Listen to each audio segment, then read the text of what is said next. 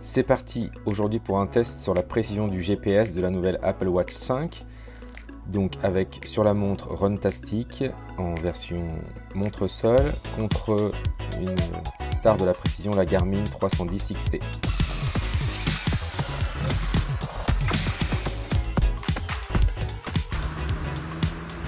Alors c'est parti aujourd'hui pour un test un petit peu plus poussé.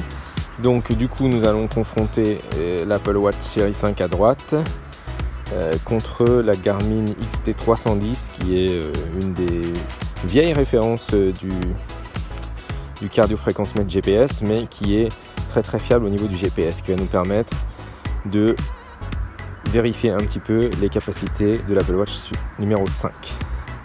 Donc nous allons utiliser l'application Runtastic. Alors pourquoi Runtastic? Parce que Runtastic permet d'utiliser uniquement la montre et du coup je l'ai déconnectée du téléphone. Elle permet d'utiliser la montre seule. Voilà, et donc du coup on va voir pour la montre non cellulaire un petit peu si c'est performant ou pas. Hop, du coup j'appuie en même temps. Tac. Hop, c'est parti. Hop. On y va.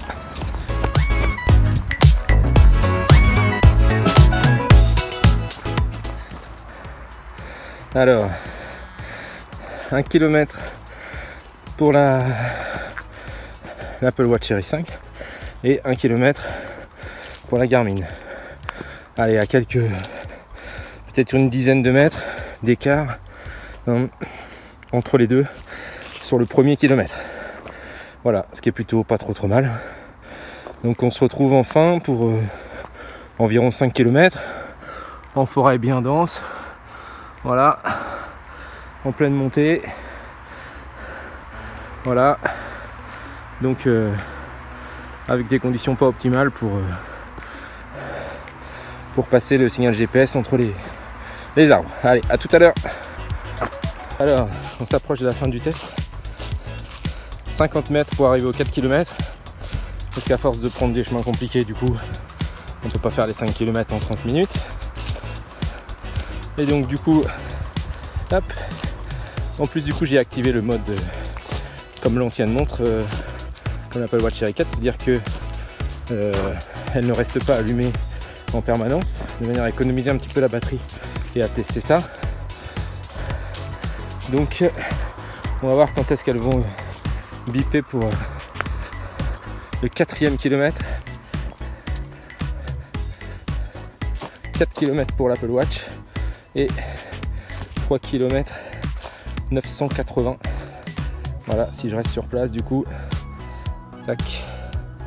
Donc 20 mètres d'écart sur 4 km, c'est plutôt pas mal, sachant que la Garmin a plutôt tendance à s'actualiser un tout petit peu en retard. C'est-à-dire que voilà, elle laisse le point GPS d'après avant d'actualiser. Donc 10 mètres d'écart sur 4 km. Voilà. Après il y a un petit décalage au niveau du temps parce que il y a l'autopause sur l'Apple Watch Series 5 que j'ai désactivé sur la Garmin. Mais sinon c'est hyper concluant. Sachant que là, je rappelle, j'ai désactivé le GPS du téléphone et j'ai mis la montre seule. Il n'y a vraiment aucune aide du coup par rapport à ça. Donc hyper ravi de la précision. N'oubliez pas bien sûr de vous abonner et d'activer la petite cloche de notification.